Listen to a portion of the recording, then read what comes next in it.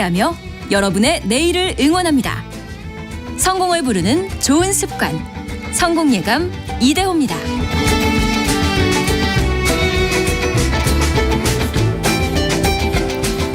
성공예감 이대호입니다. 2부 문을 열고 시작을 하겠습니다. 오늘 경제상식 퀴즈 정답은 추가 경정 예산, 줄여서 추경이죠. 추경. 뉴스에 참 많이 나오는 이야기인데 저희가 힌트를 부총리 이름에서 한 글자만 빼면 된다고 보내드렸더니 1946님이 경호라고 조건님이 추경 정답 맞춰주셨고요. 그런데 왜 예산을 늘리는 경우만 있죠? 줄이는 적은 없었나요? 라고 말씀을 해주셨는데 예산은 씀씀이를 줄이기 위해서 예산을 다시 편성하지는 않고요. 그냥 만약에 남으면 아마 세계 잉여금이라고 해서 잉여금으로 남겨놓고 다음에 쓸 수 있도록 다시 처리를 합니다. 그래서 줄인다고 예산을 다시 편성할 필요는 없죠. 2584님이 딸 셋 외벌이 아빠입니다. 제가 보냈나? 아니구나. 2584님. 저와 같은 딸 셋의 외벌이 아빠. 아이들이 커갈수록 저희 집도 이게 필요한데 추경이 필요한데 재원 마련이 쉽지가 않네요. 그렇군요. 이거 좀 여유가 다들 생기셨으면 좋겠습니다. 요즘에 미국에서 부채 한도 협상이 연일 국제뉴스의 톱을 장식하고 있습니다. 미국이 과연 디폴트, 채무 불이행 사태에 빠질까요? 그 한도가 일주일밖에 남질 않았습니다마는 미국 정치권의 이견이 좁혀지질 않고 있다고 합니다. 그리고 또 우리나라는 어제 한국은행이 금통위 열어서 금리를 동결하는 한편 경제 성장률 전망치를 또 낮춰잡았습니다. 미국과 우리나라 경제 이야기 해보죠. 경제를 가장 쉽게 풀어주는 KBS 기자, KBS 경제 한방을 진행하고 있는 박종훈 기자와 함께합니다. 어서 오세요. 네, 안녕하세요. 조회수 제조기 박종훈 기자님. 네. 아유, 고맙습니다. 네. 인기가 가장 많으신. 근데 사실 이게 되게 어려운 주제잖아요. 네. 그래서 더더욱이 우리 청취자분들한테 쉽게 좀 풀어드려야 될 텐데 미국의 정부 부채 한도. 그렇죠. 이게 일단은 6월 1일까지 미국의 재무장관도 그때까지 이거 합의 못하면 디폴트에 빠질 수 있다. 선을 그어놨습니다. 네. 결론적으로 미국 정부가 쉽게 말해서 배째라 디폴트를 선언할 가능성이 있을까요? 사실 이 디폴트 가능성 제가 보기에는 이 진짜 디폴트가 날 가능성 이 0.001%도 안 되거든요. 네. 근데 왜 자꾸 걱정하느냐. 사실은 그 과정이 엄청나게 험난할 수도 있고 그다음에 아주 일시적으로는 기술적인 디폴트 돈은 갚을 수 있지만 일시적으로 약간 중단되는 그런 것까지는 갈 수 있는 게 아니냐. 이 정도를 걱정한다. 기술적인 디폴트. 네, 돈을 갚을 수 있지만 잠시 이자 지급이 잘 안 되는 상황. 이걸 테크니컬 디폴트. 그래서 기술적 디폴트라고 하거든요. 여기까지는 갈 수 있는 거 아니냐. 실제로 미국이 한 번은 기술적 디폴트를 간 적이 있습니다. 1979년에 간 적이 있거든요. 네. 하지만 진짜 디폴트는 간 적도 없고 갈 리도 없죠. 왜냐하면 돈을 찍으면 되니까요. 네. 그래서 그걸 걱정하는 건 아니고요. 다만 지금 걱정하는 정도는 굉장히 묘한 상황입니다. 왜냐하면 이 국채 시장에서는 엄청나게 걱정을 해요. 네. 그렇기 때문에 6월 초에 만기가 돌아오는 이 단기 미국 국채 금리가 연리 7%까지 기록한 적이 있었거든요. 네. 아니 이거는 사실은 정크본드라고 해서 쓰레기 채권이다. 그래서 직역을 하면 이런 정도의 수준의 사실은 금리가 됐었는데 이렇게 국채 시장에서는 걱정을 해서 자꾸 투매를 하고 그리고 주식시장에서는 야 무조건 이건 해결되는데 결과는 이미 정해져 있어. 네. 그래서 지금처럼 위험하다고 할 때 오히려 탐욕을 느껴야 될 때야. 그러면서 주식을 사는 그래서 채권 시장과 주식 시장이 굉장히 다르게 반응하는 현상이 지금 일어나고 있는 거죠. 채권 금리가 7%까지 그것도 국채 금리가 그렇게 올라갔다라는 건 나도 지금 못 사겠어. 손이 안 나가. 막 이런 뜻이 되는 거죠. 네. 물론 이제 가능성이 희박한데 희박한 가능성인 만큼 만약에 그게 현실화되면 폭발력이 더 클 수도 있겠고요. 근데 이제 많은 분들이 궁금해 하시는 게 아니 왜 미국이라는 나라는 부채 한도를 법으로 정해놔서 이거 매번 이렇게 난리를 피우나. 그러니까요. 하거든요. 부채 한도를 금액으로 법으로 정해놓은 나라는 사실 미국하고 덴마크 딱 두 나라밖에 없거든요. 우리나라는 이렇지 않죠. 네. 다른 나라 일부 나라에서는 비율로 GDP 대비 퍼센트 이렇게 하는 나라나 일부 국가가 조금 있긴 한데 이 금액으로 정해놓은 경우는 이 경우밖에 없는데 덴마크는 엄청나게 그게 기준이 높습니다. 덴마크는. 네, 그래서 근처에 도달할 가능성이 현재로서는 없거든요. 네. 그러니까 미국만 사실은 부채 한도를 법으로 정해놓고 이게 자꾸만 문제가 되고 있는 건데요. 이 역사를 따져보면 사실은 이게 어떻게 보면 정부에게 재량권을 주는 그런 어떤 목적으로 네. 시작된 겁니다. 사실 미국은요. 의회 권한이 굉장히 강했던 나라거든요. 그러다 보니까 예산 지출할 때마다 중요한 예산 지출은 건건히 허락을 받는 네. 의회 허락을 받아야 돼요. 승인을 받아야 되는데 이게 언제부터 문제가 됐느냐. 세계 1차 대전이 일어나니까 이거 건건히 받다 보면 전쟁 어떡합니까? 그죠? 아. 그렇죠. 그전에는 왜 이게 미국이 가능했냐면 사실은 뭐 국제정세가 복잡한 뭐 유럽 대륙이나 이런 데서부터 굉장히 떨어져 있다 보니까 이 의회 승인을 받고 이런 절차를 좀 거칠 만한 시간이 충분히 있었던 거죠. 네. 근데 1차 대전이 모든 걸 바꿔 나서 야, 이거 국가 비상사태인데 이런 식으로 언제 하냐. 차라리 금액을 정해놓자. 그래서 요 한도까지는 정부한테 재량권을 좀 주자. 그래서 오히려 어떻게 보면 미국에서는 재량권을 주자고 시작한 건데 문제는 그 뒤에는 이게 정말 거의 연례 행사처럼 네. 이 부채 한도를 늘려야 하는 이런 상황이 되면서 지금은 거꾸로 미국 정부의 발목을 잡는 그런 제도처럼 보이게 된 건데 이게 어떻게 보면 역사의 아이러니인 것 같습니다. 그 그러네요. 제도를 만든 목적하고 지금 현재 어떻게 이 상황이 펼쳐지느냐 사실은 정반대 상황이 돼버린 거죠. 그러네요. 재정 건전성을 지켜야 되는데 그래도 정부의 재량권을 줘야 되니까 법으로 이거 규제를 했는데 이게 계속해서 발목을 잡는다. 정말 아이러니하네요. 근데 이제 지금까지 보니까 한 정부 부채 한도가 상향이 된 게 그러니까 법을 그렇게 계속해서 고친 게 90여 차례 나간다고 합니다. 최근에 83년 사이에만 78차례. 그러니까 산술적으로 보면 거의 매년 한도를 높여왔다라는 거예요. 네. 이런 어려운 과정을 거쳐서. 앞에서도 뭐 국채 수익률 이야기를 좀 해주셨습니다만 이런 위기감이 시장에서 어떤 지표로도 나타나나요? 네, 지금 현재 아까 말씀드린 대로 예. 6월 초에 만기가 돌아오는 단기 국채 금리가 7%대까지 갔었던 이유는 네. 사실은 가장 큰 이유가 야 이거 진짜로 한 번쯤은 이 기술적 디폴트라도 일어나면 어떡하지? 라는 공포감이 시장에 있기 때문인데요. 이거 말고 또 하나 문제는 1년물 미국 국채 크레딧 디폴트 스왑이라 그래서 CDS 프리미엄이라는 게 있는데 이게 사실 뭐 일종의 보험 같은 거거든요. 만약에 진짜로 채무 불이행이 일어나면 대신 갚아주는 일종의 보험료 같은 건데 네. 이 보험료가 높다는 건 그만큼 부도날 가능성이 커진다는 얘기입니다. 네. 근데 이 CDS 프리미엄이 130bp 이것도 굉장히 높은 수준인데 이걸 하회하다가 최근에는 156bp 그러면 이 역대 이런 정도면 어느 정도 높은 거냐 이게 뭘로 설명드리면 되냐면 그리스 뭐 정말 국가 부도까지 한번 갔었던 네. 나라잖아요. 남미의 웬만한 나라보다도 사실은 미국 국채의 부도 위험이 더 높다. 이렇게 지금 시장이 보고 있다는 얘기입니다. 그래서 지금 현재 국채 시장은 약간 정상적이지는 않은 것 같아요. 지금 상황이. 그래서 뭔가 좀 많이 왜곡돼 있고 비정상적으로 지금 현재 그 공포에 대해서 과민 반응을 보이고 있는데 그 이유는 사실 이런 데 있습니다. 사실 주식시장 참가자랑 네. 미국 국채시장 참가자랑 굉장히 투자 목적이 달라요. 주식시장은 어떻게든 좀 탐욕을 느끼면서 증시 상승에 자꾸 베팅을 한다면 공격적으로. 네, 공격적으로. 근데 국채시장 참가자들은 주로 위험한데 이거 어떻게든 좀 안전하게 돈을 굴려야 되는데 그렇죠. 조금이라도 위험성이 있다 생각되면 이 위험 회피 성향이 굉장히 강해지기 때문에 현재 이 주식시장과 국채시장이 괴리를 보이는 이유는 양쪽 시장의 참가자들의 성향이 아주 극단적으로 좀 갈리는 네. 그런 상황이 왔기 때문에 지금과 같은 현상이 일어난 겁니다. 안전을 선호하니까 채권에 투자했고 세계에서 제일 안전하다는 나라 미국에 투자를 했는데 그마저도 흔들리고 있으니 이 사람들이 걱정을 할 수밖에 없는 거죠. 그리고 그 CDS 프리미엄이 1.3에서 그러니까 130bp에서 156bp까지 뛰었다라는 건 보험료율이 1.3%였는데 네. 1.56%까지 고객님 올랐습니다. 뭐 이런 뜻이 또 될 수도 있겠고요. 미국의 상황이 이렇습니다. 그러면 대한민국은 과연 안전하냐?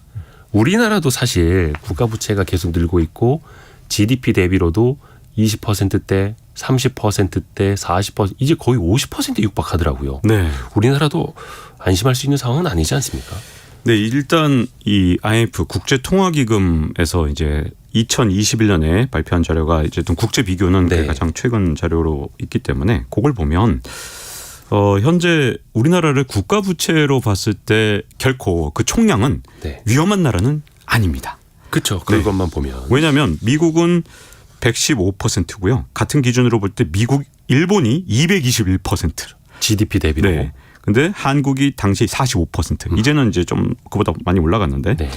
근데 이제 이 정도로 보면 우리나라가 국가 부채 때문에 이게 문제가 되겠느냐 이런 문제가 있는데 근데 왜 문제가 될 수 있는 부분이 있냐면 사실은 최근에 우리나라의 재정 적자 상황이 좀 심상치 않은 부분들이 좀 있어요. 그래서 2020년 코로나 때부터 사실은 문제가 됐는데 코로나19라는 어쨌든 뭐 재난 상황이 오니까 뭐 정부에서 돈을 풀 수밖에 없었고 그러다 보니까 평소에 뭐 그전에는 한 50조 원 정도 적자였다면 이때 갑자기 110조 원 정도로 적자가 늘어납니다.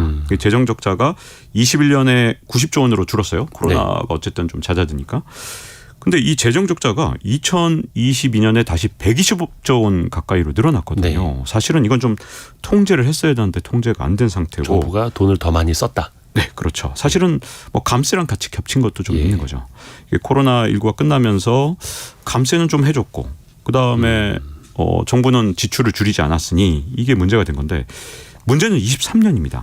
23년 지금 1분기 통계가 나왔는데요. 석 달밖에 안 지났잖아요. 네네. 근데 이미 재정 적자 규모가 54조 원입니다. 그러니까 지난해 120조 원 규모였는데 이번에 54조 원이면 사실은 올해 정부 목표치가 58조 원 적자로 이걸 막겠다 이렇게 얘기를 해왔거든요. 벌써 다 다른 거예요? 네. 이제 한 4조 원 남았잖아요. 네. 1분기에 지금 현재 벌써 이렇게 문제가 되고 있는데 하반기 또는 뭐 2분기 하반기로 넘어가면서 좀 나아질 거냐? 네. 좀 그렇지 않거든요. 왜냐하면 지금 정부가 계획한 대로 되지 않는 게 세금을 뭐 세수가 들어온다고 생각을 했다가 이게 펑크가 납니다. 세수 펑크라는 단어가 자꾸 나오는데 사실 그 이유가 뭐냐면 사실 세금을 얼마나 거둘 수 있느냐 이 부분은 경기에 후행하는 지표입니다. 왜냐하면 우리가 세금 내는 건 뭐 몇 달 뒤 또는 뭐 소득 같은 경우는 1년 뒤, 1년 이상 뒤에 세금을 내잖아요. 근데 경제가 점점 나빠지면 어떻게 되느냐. 하반기 내년으로 가면서 세수 펑크 문제가 해결되기는커녕 오히려 더 문제가 될 수 있죠. 네. 자, 그러면 절대적으로 우리가 국가 부채가 지금까지 많은 수준이냐? 그렇지는 않습니다. 근데 문제는 자, 이제 우리나라도 이렇게 세수 펑크가 나고 또 재정 적자가 되면 결국 이 돈을 뭘로 조달해야 될까요? 방법은 빚을 내야죠. 빚을 내야죠. 네. 국채를 발행해야 되는데 자, 예를 들어서 2020년에는 재정 적자를 봐도 그때 만약에 10년 만기 국채를 발행한다. 네. 그때 금리가 얼마였냐? 한 연리 1.3% 뭐 안팎이었습니다. 지금은 얼마냐? 한 3.6% 돼요. 그러니까 같은 국채를 발행해도 이자가 훨씬 더 많이 지금 발생되는 거죠. 이게 다 국민 부담이 될 수밖에 없고요. 그렇죠.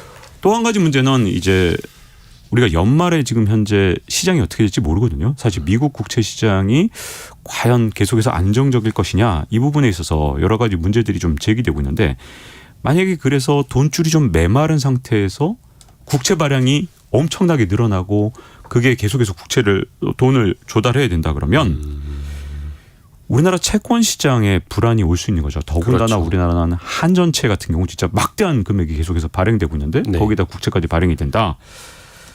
글로벌 환경이 연말에 큰 문제가 없다면 상관이 없지만 혹시라도 자금줄이 메마르게 되면 이게 일시적으로 돈 맥경화 생기고 그런 과정에서 이 국채를 대량으로 발행하는 게 문제가 될 수 있는 그런 상황이 올 수 있습니다.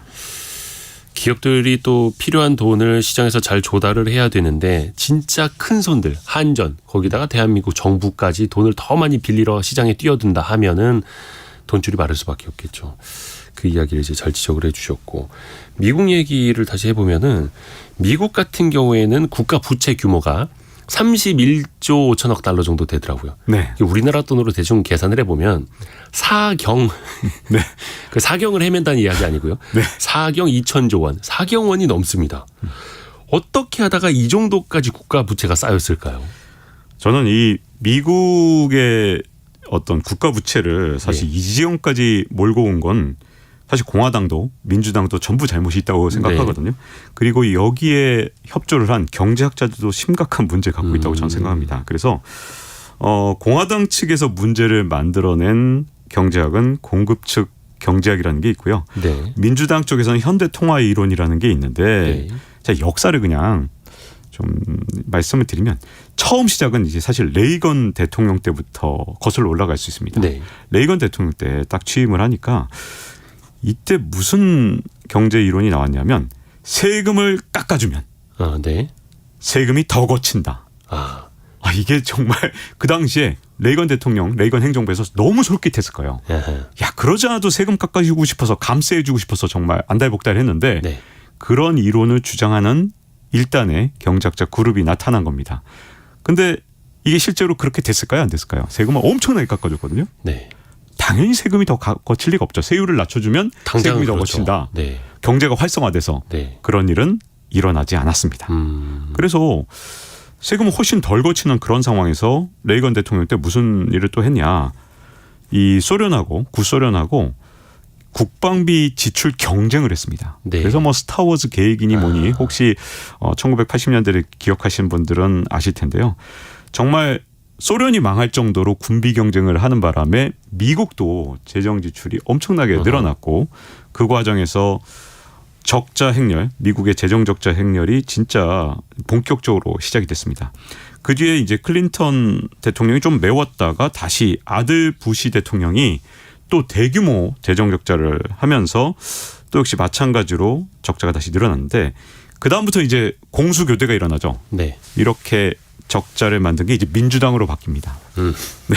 그래서 오바마 대통령 때부터 민주당 내에서 자꾸 현대 통화 이론이 나와요. 미국은 기축 통화니까 돈 아무리 찍어서 풀어도 문제 없다. 네. 그래도 아무런 문제가 없으니 돈 찍어서 빈부격차를 해소하자. 이런 주장이 팽배했는데 이것도 역시 이제 지금 문제가 되기 시작한 거죠. 그래서 돈 찍어서 문제를 해결한다. 바이든 대통령도 역시 마찬가지로 그렇게 돈을 풀기 시작했는데 문제는 그 결과가 지금 이렇게 사경을 헤맨다. 아까 네. 그렇게 말씀드렸는데 4경 원이 넘는 어마어마한 국가 부채로 나타난 겁니다. 물론 이제 나라도 기업을 경영하듯이 잘 이제 흑자를 내면서 경영을 해야겠습니다만 물론 이제 국가라는 한계상 정부가 또 지출을 해야 될 필요성도 있는데 그걸 이제 한도를 너무 넘어가가지고 그렇죠. 그 정도가 있는데 일단 부채 한도도 이제 급한 불을 꺼야 되는데 지금 일주일밖에 남지 않았습니까? 그럼 약간 뭐 방법 없습니까? 급한 대로 어디서 돈을 끌어올 수 있는 방법이라든지.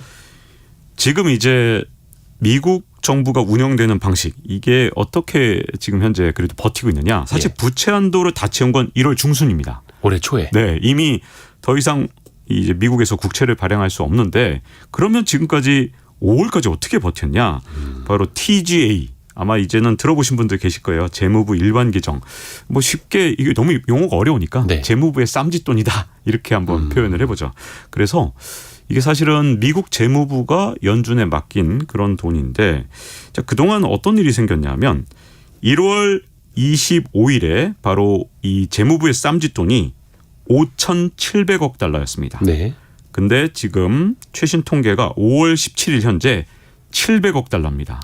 자, 5,700억이 700억으로. 바닥났네요. 네, 바닥났죠. 엄청난 속도로 지금 이렇게 줄어들고 있으니까 옐런 미국 재무부 장관이 야 이거 6월 1일에 디폴트 난다니까 이거 진짜 걱정이야. 이거 이대로 놔두면 안 돼라고 자꾸만 경고의 목소리를 내놓고 있는 건데요. 근데 여기서 하나 이제 우리가 좀 흥미롭게 봐야 될 부분 네. 그 부분이 뭐냐면 자 그럼 5천억 달러의 돈이 줄었잖아요. 네.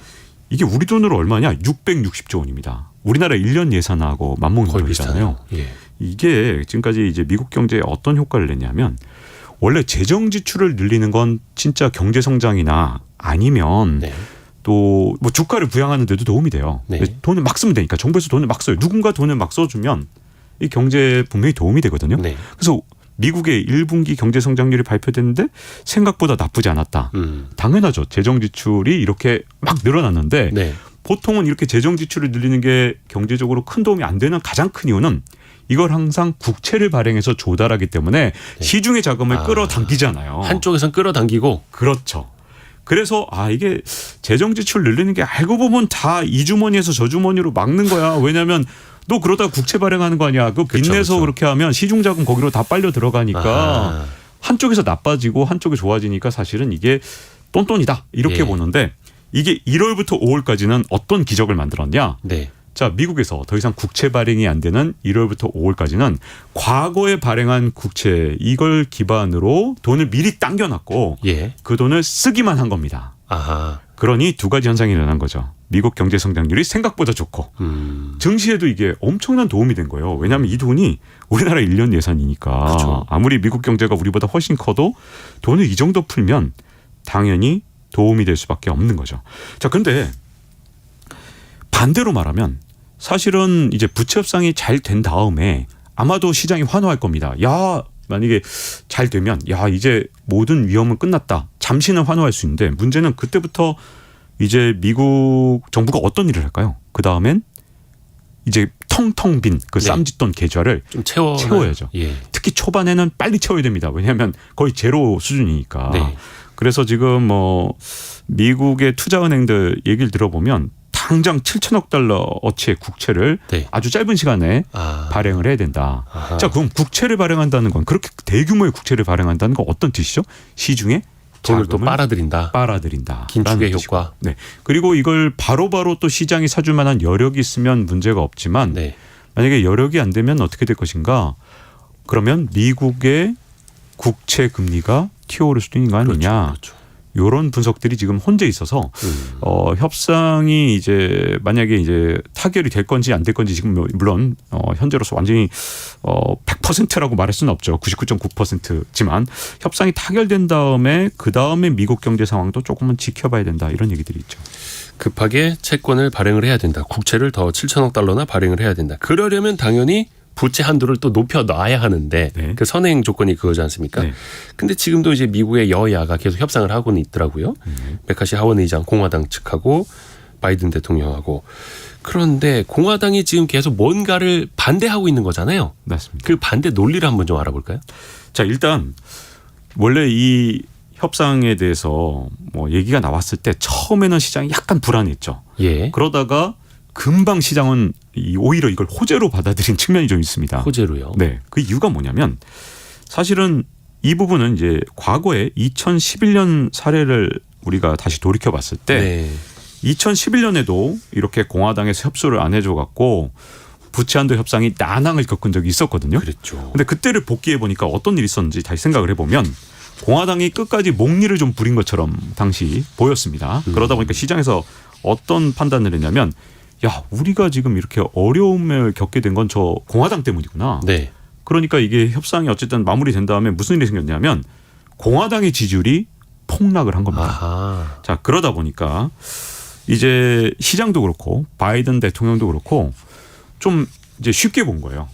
야, 그럼 공화당이 2011년하고 똑같은 전략을 써서 혹시라도 부채 협상을 질질 끌거나 하면 뭐 자기 스스로 이렇게 지지율 떨어질 짓을 하겠느냐. 끌려올 거다. 네, 그렇죠. 지금도 시장은 그쪽에서 좀 안심을 하는 측면이 있고요. 바이든 대통령은 아마 지금 생각대로 좀 안 돼서 좀 머리가 아플 겁니다. 왜냐하면 처음에 진짜 강경하게 나왔거든요. 예. 야, 이거는 협상의 대상이 아니야. 이렇게 바이든 대통령이 여러 차례 얘기하다가 여기까지 지금 현재 오게 된 건데요.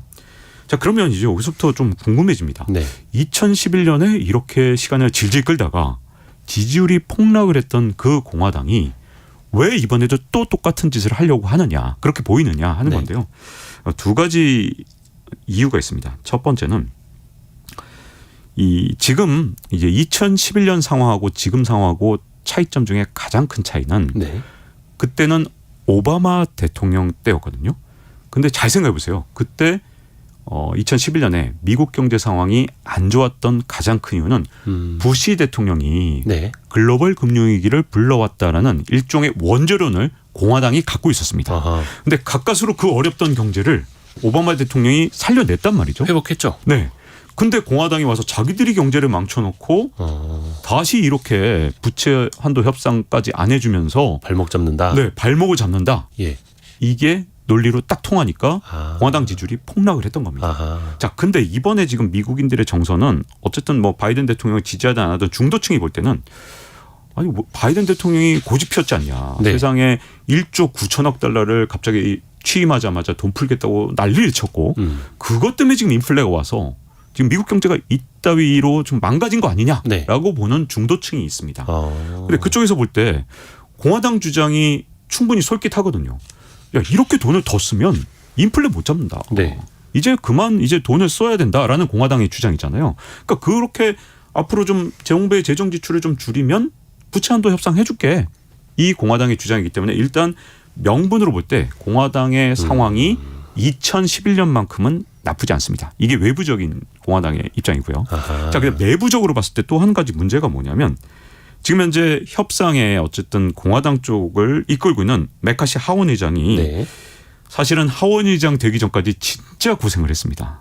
네. 네. 세상에 하원 의장이 되는데 15번이나 투표를 해서 간신히 됐습니다. 오. 14번 부결이 됐어요. 네네네. 자, 근데 하원은 공화당이 장악하고 있거든요. 네. 자, 그럼 이게 부결 14번이나 되려면 누가 메카시의 반대표를 던져서 문제가 됐을까요? 아하, 민주당 측에서. 아니요, 공화당이. 공화당 내에서. 네, 민주당은 당연히 뭐 반대표를 네. 던진다 하더라도 공화당까지 반대를 해야 부결이 되겠죠. 왜냐하면 아하. 과반을 차지하고 있으니까. 아하, 네. 공화당이 누가 반대를 했냐? 네. 바로 공화당의 강성 트럼프 지지 의원들이 아. 반대를 한 겁니다. 트럼프 지지 의원들은 지금 메카시가 되는 걸 끝까지 어쨌든 회방을 놔서 14번이나 부결을 시켰고요. 지금도 민주당하고 협상하지 마. 그냥 디폴트 시켜. 이런 식으로 강경한 발언을 하고 있거든요. 정말 강경파네요. 네, 그래서 메카시 입장에서 내부적으로 만약에 이거 쉽게 협상을 해준다. 그러면 이제 메카시 입장에서 리더십을 잃어버릴 가능성이 좀 있습니다. 아, 그래서 너무 쉽게 해줄 수도 없는. 뭐 해주긴 해주겠지만 네. 뭔가 굉장히 어렵게 해준 것처럼 해야만 당내 리더십을 계속 유지할 수 있기 때문에 이 두 가지 상황이 달라서 바이든 대통령이나 또는 시장이 봤던 것보다는 조금 더 어렵게 협상이 지금 현재 진행되고 있다. 이렇게 봐주시면 될 것 같습니다. 이야, 그러니까 역시 그쪽도 이제 정치인들이니까 여론의 힘을 명분 삼아서 지렛대로 활용을 하는 건데 경제적으로 놓고 보면 공화당 측에서도 뭐 복지 예산이라든지 경제 관련된 예산을 깎아야 된다. 특히 뭐 친환경 관련된 예산들. 근데 그게 또 따지고 보면은 바이든 대통령이 공약을 많이 내걸었던 것들이기도 하고. 근데 이게 뭐 정치적 싸움이야 그렇다 쳐도 경제 회복을 더 뭔가 발목 잡을 수도 있다. 이런 지적들도 있잖아요. 네, 충분히 가능하죠. 왜냐하면 이게 사실 양쪽 측면이 있습니다. 사실 정부 지출이 이제 공화당 주장대로 급격하게 줄어들면 네. 만약에 공화당이 승리를 해요. 그러면 재정 적자 문제는 분명히 완화되겠지만 그렇게 되면 정부 재정 지출이 줄어든 만큼 당장 경제 성장률에 영향을 미치게 됩니다. 그래서 지금 네. 현재 시장의 전망을 대충 모아보면 미국의 경제 성장률이 0.3에서 한 0.6%포인트 더 줄어드는 거 아니냐 이런 얘기들도 있거든요. 그래서 지금 현재 굉장히 이제 많은 시장 참여자들 경제학자들 사이에서 논쟁이 되고 있는 것 중에 하나가 네.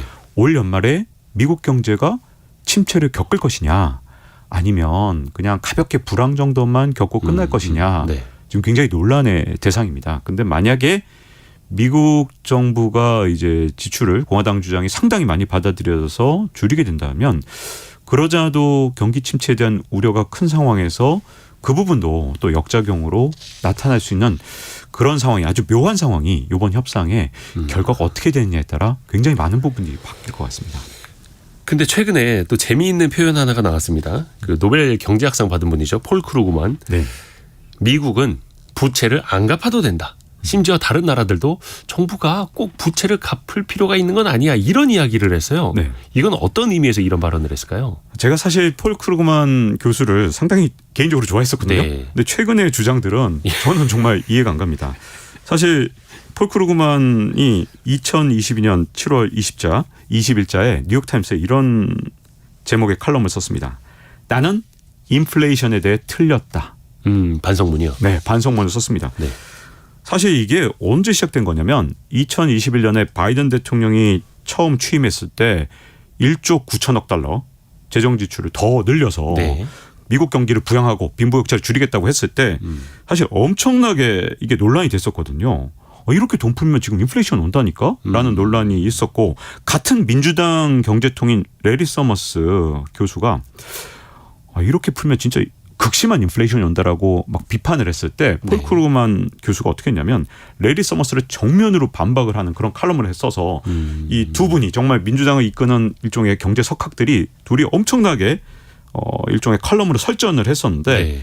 결국 명백하게 폴 크루그만이 틀렸죠. 졌죠. 네, 저도 그래서 유튜브 컨텐츠에 폴 크루그만이 틀릴 거다. 진짜 여러 번 했어요. 왜냐하면 이거는 인플레이션 올 수밖에 없다. 네, 이렇게 돈을 풀면 이거는 온다. 왜냐하면 양적 완화랑 이게 질적으로 다른 부분이 네. 정부에서 돈을 뿌리는 건 정말 사람들 호주머니에 돈을 꽂아주는 효과이기 때문에 이건 당장에 개인들의 지출이 늘어나서 인플레이션이 올 수밖에 그렇죠. 없다고 제가 처음으로 폴 크루그만을 제대로 비토를 한번 해봤거든요. 근데 이번에 또 비토를 해야겠습니다. 왜냐하면 예. 저는 폴 크루그만이 노벨 경제학상 수상자라서 진짜 네, 그래서 또 유명한 거죠. 네, 말을 좀 조심하고 싶지만 이번에 이분이 저는 또 틀릴 것 같아요. 왜냐하면 이분 논리를 보면 미국 정부는 이 기축통화국인 미국에서 얼마든지 재정 지출 늘려도 되고 그다음에 돈을 영원히 안 갚아도 된다. 네. 이런 주장을 하는데 그 기반이 뭐냐면 세대가 지나가면 지나갈수록 세수가 늘어난다. 이게 첫 번째 주장이에요. 네. 그리고 두 번째 주장이 국내 총생산 대비 부채 규모는 GDP의 97%지만 지난해 이자는 고작 1% 지불했다. 그러니까 얼마든지 더 빚져도 되고 그다음에 다음 세대가 갚으면 되는 거 아니냐 이런 주장을 하는데 자 그건 과거의 미국 경제가 끊임없이 이 생산성이 높아졌고 네. 그다음 인구도 늘어나던 시대에나 먹히던 얘기거든요. 자 미국도 지금 학계 출산율이 네. 최근에 1.6에서 1.7로 살짝 올라가긴 했지만 1.6에서 1.7을 왔다 갔다 하는 정도이기 때문에 네. 인구를 유지하는 2.1 여기에 턱없이 부족합니다. 그러니까 일단 앞으로 다음 세대가 돈을 훨씬 더 갚기 쉬울 거다? 이건 정말 아니고요. 또 하나 문제는 인구 구조가 고령화되면 결국은 이 세금을 많이 낼 수 없는 고령층은 왕창 늘어나잖아요. 네. 근데 청년층은 지금 이 정도의 합계 출산율 1.7로는 청년층의 비중은 훨씬 줄어듭니다. 그렇죠. 더군다나 미국의 평균 수명이 급격하게 미국도 늘어나고 있기 때문에 네. 그러면 세금 낼 사람은 없고 그다음에 정부 지출이 필요한 미국에서 65세에 넘으면 의료비 다 굉장히 거의 공짜에 가깝는데 네. 이런 지출을 결국은 엄청나게 해야 되는데 세금을 거둘 사람 없는데 이게 어떻게 세수가 세대가 늘어나면 무조건 늘어난다? 이건 과거가 미래에도 계속될 거라는 건 제가 보기엔 큰 착각이고요. 또 하나는 지난해 이자가 이렇게 적었던 이유는 금리가 어쨌든 그래도 이 상반기만 해도 낮았기 때문이고 예. 이 금리가 앞으로 올라가면 어떻게 될지 모르는데 지금 미국 국채를 예전만큼 과연 사줄 거냐 이 부분도 굉장히 의문이 많거든요. 그리고 이런 거 믿고서 지금까지 부채 발행했던 그런 나라들 로마 제국이라든가 대영 제국이라든가 다 어려움을 겪었는데 이분이 이 예를 들었는데 제가 바로 반박을 하고 싶은 게 뭐냐면 영국이 나폴레옹 시대 때부터 이어진 부채를 갚지 않고 지금도 버티고 있다. 네. 그러니까 우리도 영원히 안 갚아도 된다라고 하는데 제가 정면 반박할 수 있는 얘기가 있어요. 네. 그거 돈을 안 갚아서 대영 제국의 시대가 저물었던 거고 그래서 파운드화 패권이 달러 패권으로 넘어간 거예요. 하도 부채가 많아서. 그리고 지난해 9월 우리가 다 기억하지만 영국 국채 시장이 아주 작은 충격으로도 트러스 전 총리 그 한마디에 그냥 국채 시장이 그냥 뒤집어질 뻔했잖아요. 예. 그래서 그렇게 취약한 시장이 됐는데 어떻게 영국을 비유해서 나폴레옹 시대에 돈 안 갖고 있다는 게 도대체 지금 미국이 안 해도 된다는 거에 그게 뭐 어떻게 반증이 되죠? 저는 전혀 이해가 안 가는 부분이라 참 진짜 노벨 경제학상 수상자를 이렇게 제가 비판해서 정말 죄송한데 인플레이션 때도 그랬습니다. 저는 인플레이션 온다고 했고 네. 폴 크루그만 이 노벨 경제학상 수상자라도 이분이 틀릴 수밖에 없다라고 주장했는데 이번 부채 문제도 이분이 현대통화이론 아무리 미국은 정말 잘 나가는 나라라 얼마든지 부채를 찍어도 된다는 그 주장에 저는 전혀 동의할 수가 없습니다. 아무리 이분이 노벨 경제학상 수상자라도. 언제적 영국과 비교하느냐 말이야. 네. 이 이야기가 폴 크루그만 귀에 들어가야 되는데 많이들 리트윗 해 주십시오. 네. 그 우리가 좀 트라우마가 하나 있어요. 아까도 잠깐 이야기를 해 주셨습니다만 2011년 그때 오바마 행정부 때 여야의 그 대치가 되게 심했었고 실제로 당시에 S&P 스탠다드 앤 포어스가 미국의 국채 신용 등급을 한 단계 떨어뜨렸죠. 그러면서 이제 전 세계 금융시장에 난리가 났었는데 그때의 트라우마가 있다 보니까 미국이 진짜 디폴트에 빠질 가능성은 뭐 0.0000 뭐 1%를 하더라도 그래도 걱정을 하는 거잖아요. 네. 근데 이번에도 보니까 피치가 부정적 관찰 대상에 올렸어요. 미국을. 맞습니다. 이번에는 어떨까요? 이게 예. 뭐 사실 이게 정치 문제라 네. 사실 분석이 좀 어려운데 더군다나 미국의 정치잖아요. 뭐 그냥 네. 내일 모레 바로 합의할 수도 있는 거고 그렇죠. 열흘 더 갈 수도 있는 거고 맞습니다. 모르는 거죠. 제가 기자 생활하면서 예. 진짜 수많은 협상을 취재해 왔습니다. 예. 근데 그 수많은 협상 우리 이대호 MC님도 그렇지 않아요? 저 많은 예. 협상이 보통은 이 밤에 절대 협상 안 될 거다 그랬는데 밤에 이제 저희 기자들 진짜 고생할 때가 뭐냐면 협상한다고 새벽 2시까지 이제 뻗치기 하죠. 뻗치기. 예, 시간은 12시까지입니다. 네. 근데 보면 진짜 기자들 고생시키려고 그러는지 다음날 새벽 4시에 협상 시간을 4시간 넘겨서 타결됐습니다. 극적인 타결이죠. 네. 네, 우리는 여러 번 그런 협상을 봤습니다. 그래서 제가 취재한 여러 협상들로 볼 때 아무리 극단적인 대치를 하더라도 결국은 이제 어떤 부분인데 해결되는 부분들이 있는데요. 그렇지만 이제 이 부분에 있어서 이제 아주 전문성을 갖고 있는 뭐 JP 모건이라든가 이런 투자은행들의 분석이 전 중요한 것 같은데 현재 미국이 기술적 디폴트, 즉 돈을 갚을 수 있는데도 불구하고 디폴트에 처하는 상황. 미국에 돈 찍어서 하면 되니까. 네. 그럼에도 불구하고 디폴트에 처하는 상황이 원래 25%였다고 합니다. 확률이요? 네. 근데 이게 정치권이 지금 하는 모양새를 보니까 빠르게 상승하고 있다. 이렇게 보고 있거든요. 그래서 지금은 한 25%에서 50% 사이를 왔다 갔다 하는 정도라고 기술적 디폴트 상황을 볼 수 있는데, 근데 사실은 요 상황이 오게 되면 이제 사실은 기술적 디폴트보다 더 문제는 기술적 디폴트가 진짜 올 것 같으면 이제 미국 정부가 뭘 하냐면요. 네. 디폴트를 진짜 내서 이자를 안 갚는 것보다 다른 방식을 쓰게 됩니다. 뭘 하냐면 지금 옐런 재무부 장관이 뭐에 들어가냐. 당장 시급한 지출과 시급하지 않은 지출을 나눠놓기 시작했습니다. 그래서 이렇게 진짜 극한의 상황에 처하면 이자는 갚아요. 네. 대신 어떤 일을 하게 되냐면 불효불급한 지출을 뒤로 미루게 됩니다. 그래서 그렇죠. 미국의 정부 기능이나 이런 것들이 제 기능을 하지 못하게 되고, 그렇게 되면 신용평가사에서 이 어떻게 보면 신용등급을 강등하는 일이 일어날 수 있는데, 그럴 가능성은 지금 JP 모건이 보는 시각이 가장 좀 정확하지 않을까 이렇게 생각을 합니다. 일단 뭐 미국이 정말 만에 하나 그렇게 된다면은 공무원들 일단 집에서 좀 쉬도록 하고 외국에다 줘야 할 이자는 줘야 되니까. 네, 맞습니다. 디폴트는 안 나지만 미국 정부는 제 기능을 조금 덜 하게 되겠죠. 우리나라 이야기로 좀 돌아와서 볼게요. 한국은행이 어제 기준금리 동결하면서 경제 성장률 전망치를 1.6에서 1.4로 낮췄습니다. 물론 민간 기관에서는 1%도 안 될 수도 있다, 막 이런 전망들 나오는데, 일단 한은에서도 어떤 점을 많이 우려하고 있는 건가요? 저는 좀 사실 이제 올 연말이 되면 한국은행이 진짜 아주 굉장히 힘들 것 같아요. 금융통화위원회 열 때마다 우리나라는 사실 올해 하반기로 갈수록 경제 전망이 점점 악화될 가능성이 굉장히 크거든요. 네. 그러니까 그런 해의 특징이 있습니다. 그런 해는 어떻게 되냐면 한국은행은 항상 보면 점점 하반기로 나빠지는 해에 어떤 특징이 있냐. 경제 전망치를 내놓을 때마다 자꾸 더 낮은 전망치로 하향 조정을 합니다. 네. 그때 항상 보면 연말에 굉장히 경제가 안 좋았습니다. 요번에도 한국은행이 발표할 때마다 경제 전망치를 낮추고 있기 때문에 이 경우에 다음번 발표 때 이거보다 좋아질 가능성보다는 나빠질 가능성이 굉장히 크거든요. 자, 그러면 앞으로 우리는 금리를 낮춰야 되는 상황이 오죠. 그렇죠. 경기가 안 좋으니까 부양해야죠. 네. 근데 그럴 때는 우리가 금리를 미리 좀 높여놨으면 낮출 여지가 있는데 미국하고 지금 금리 차가 1.75% 그렇죠. 심지어 2%까지도 날 수 있는 상황이라면 앞으로 연말에 경제 상황을 보면 낮춰야 되지만 낮추지 못하는 상황이 올까 봐 약간 우려되는 그런 상황으로 보여집니다.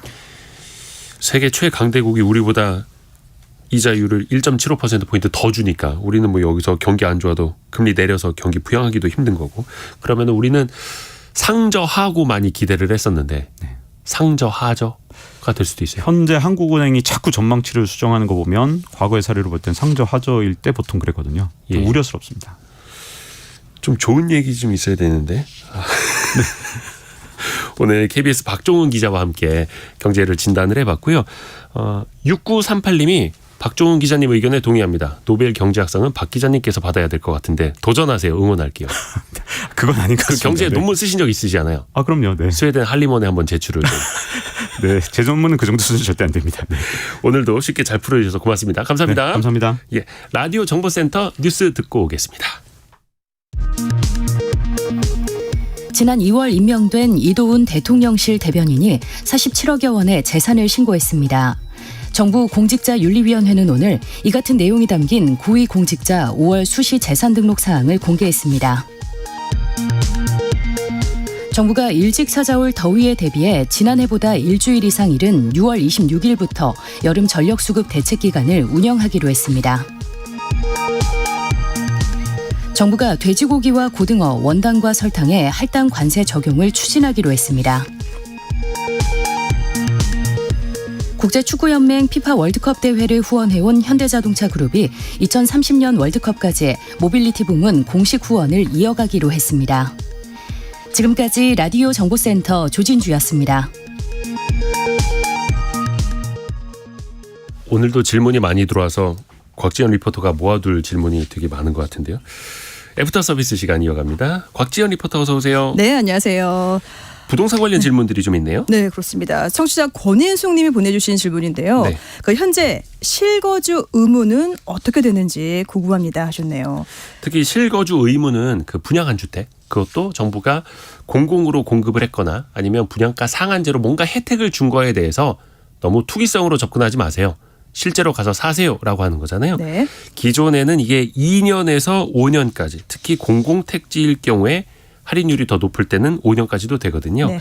그런데 분양시장이 근래에 많이 안 좋았었잖아요. 그래서 정부가 이대로 두면은 미분양 너무 늘겠는데 해서 실거주 의무를 거의 폐지하겠다라고 했고, 그런데 그게 주택법을 개정을 해야 됩니다. 그렇죠. 그래서 국회에서 법이 통과가 돼야 되는데 이게 아직도 그냥 국회에 머물러 있더라고요. 네. 그래서 실거주 의무가 아직은 고쳐지질 않았다.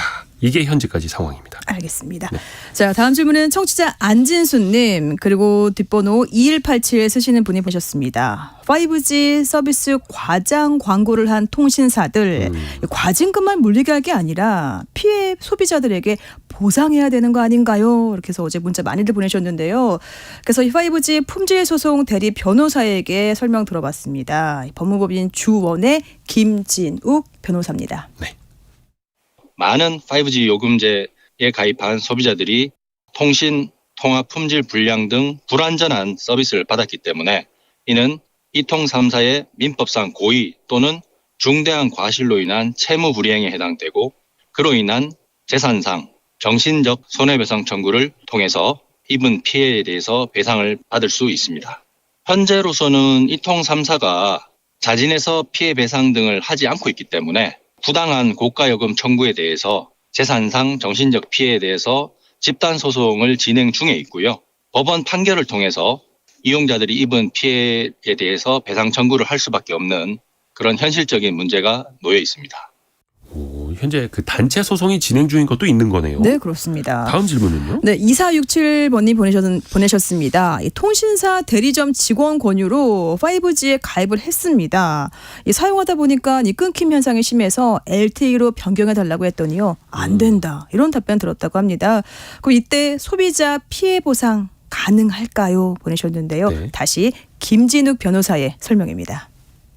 판매자의 소비자 기만적 광고 등을 통해서 고가의 요금제에 가입함으로써 기존에 이용했던 4G LTE 요금과의 차액 정도는 소비자들이 입은 피해라고 봐서 몇몇 통신사에서 이용자들에게 개별적으로 접촉해서 합의를 진행한 케이스들이 있긴 하지만 현재 재판이 계속 중인 상황에서 임의적으로 피해자들이 입은 그 손해에 대해서 배상을 해준 케이스는 없는 것으로 알고 있습니다. 우선은 이통 3사에 개별적으로 접촉을 하셔서 입은 재산상 정신적 피해에 대해서 배상 요구를 일단 해보시고 그게 여의치 않으면 법원 판결을 통해서 배상받을 수밖에 없지 않나. 결국은 우리가 민사상 손해배상 청구 소송을 제기를 하는 것이 지금 현재 남아있는 유일한 방안이라고 생각됩니다. 네, 이렇게 5G 서비스 관련해서요. 네. 이 소비자 단체들도 이렇게 말합니다. 이 통신사들이 거짓말했으니까 이에 대해 책임을 지세요. 이렇게 주장하고 있는 상태고요. 그래서 이 소비자 피해 보상 어떻게 할 것인지 좀 논의가 절실합니다. 비용하고 직결되는 거니까요. 그렇죠.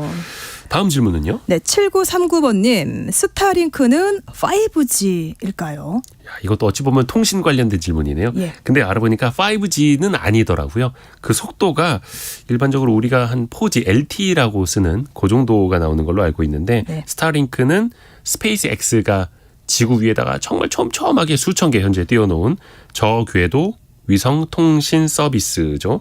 어디 줄로 연결된 게 아니어서 5G만큼은 속도가 안 나온다 하고요. 다만 위성을 촘촘하게 해서 지구를 커버하고 있다 보니까 거의 대부분 지역에다가 이 통신을 할 수가 있는 거죠. 그래서 커버 영역이 넓다라는 장점이 있습니다. 또 하나 장점이 네. 선박이나 망망대해에서도 그리고 심지어 비행기 안에서도 이제는 LTE 서비스를 쓸 수 있다. 이겁니다. 그리고 실제로 최근에 제 지인 중에 하나가 네. 해외 갔다 오는 길에 비행기 안에서 통신을 써보니까 비행기 안에서도 업무가 가능하다. 그래서 신기한 경험을 또 했다고 하고요. 신기하네요. 네. 그 스타링크 코리아가 설립이 됐는데 이르면 국내 하반기 한 10월쯤에도 서비스가 가능할 거라고 하네요. 그렇군요. 자, 다음 질문은 청취자 장현희 님이 보내셨습니다. 수명을 다한 인공위성 수거 산업, 과연 이렇게 우주 쓰레기 관련해서 이거 어떻게 되고 있는지 궁금합니다 하셨네요. 그 영화 승리호 보면 아유, 봤죠. 예. 우주 쓰레기를 수거하는 우주선을 이제 막 송중기 씨나 이런 사람들이 타고 다니잖아요. 네. 근데 그 정도까지는 너무 먼 미래고 그렇죠. 예. 지금은 우주 쓰레기를 수거하기 위한 위성도 띄울 수가 있다고 합니다. 여러 가지 방식이 있는데 레이저를 쏘거나 아니면 로봇 팔을 뻗어서 잡아내거나 그물이나 작사를 쏘거나 뭔가 잡아내는 거죠. 네, 근데 방식은 대부분 동일한 게 뭐냐면 잡아서 지구 쪽으로 떨어뜨려서 대기권에서 불타도록 하는 것. 근데 이것도 사실은 지구로 떨어질 때 좀 위험하죠. 그렇죠. 좀 뭔가 다 타지 않고 남아있을 수도 있어서 네. 그 한계가 있고요. 일단 우리나라도 관련된 기술을 계속해서 개발하고 있는데 누리호 어저께 성공했지 않습니까? 성공했죠. 2027년에 누리호가 6호쯤 되면은 그때 차세대 소형 위성 3호를 쏘게 됩니다. 그게 바로 쓰레기를 포집하는 위성이라고 하네요. 네. 우리나라도 관련된 개발을 많이 하고 있다고 합니다. 네. 자, 다음 질문은 4135번님. 이번에 금리 동결에서 시중은행 대출은 기준금리와 비슷합니다. 이렇게 금리가 떨어지는 추세인데 이 고정금리에서 변동금리로 변경해도 괜찮을까요? 근데 지금 당국에서도 사람들이 좀 안전하게 쓰시라고 고정금리 비중을 더 높여야 된다. 고정금리를 쓰도록 해야 된다라고 하지 않습니까? 네. 근데 약간 걱정이 들기도 합니다. 왜냐하면 높은 금리로 고정금리로 박아놓으면 금리가 떨어질 때 손해잖아요. 그렇죠. 근데 지금 금리가 인상이 되는 상승하는 시기인가요? 아니죠. 기준금리 인상은 거의 다 마무리가 됐고 시중금리는 작년 말부터 떨어지고 있거든요. 네. 근데 그거 모르고 작년 말이나 올해 초에 그거 믿고 고정금리로 장기간 대출을 받았다. 네. 그러면 그분들은 지금 좀 속상해하지 않을까요? 그렇죠. 손해죠. 그래서 어떤 것이 더 유리하냐는 흐름을 봐야 됩니다. 흐름을. 근데 이제 아마 고정금리 비중을 더 높이라고 하면 은행들은 고정금리 가격을 최소한 조금은 더 낮게 책정할 수 있어서 그 착시에는 좀 빠지지 않으셔야 되겠습니다. 네. 곽지연 리포터 고생 많으셨습니다. 고맙습니다. 내일 토요일이죠. 내일은 저희가 별책 부록으로 찾아가는 날입니다. 정광우 대표 86번가 정광우 대표가 쓴 투자의 역사는 반드시 되풀이된다가 기다리고 있습니다. 그냥 재현이 아니라 반복인데 그게 어떤 의미인지 잘 들여다보시면 정말 깊이 배우실 수 있습니다. 성공 예감은 오늘도 여러분을 응원합니다.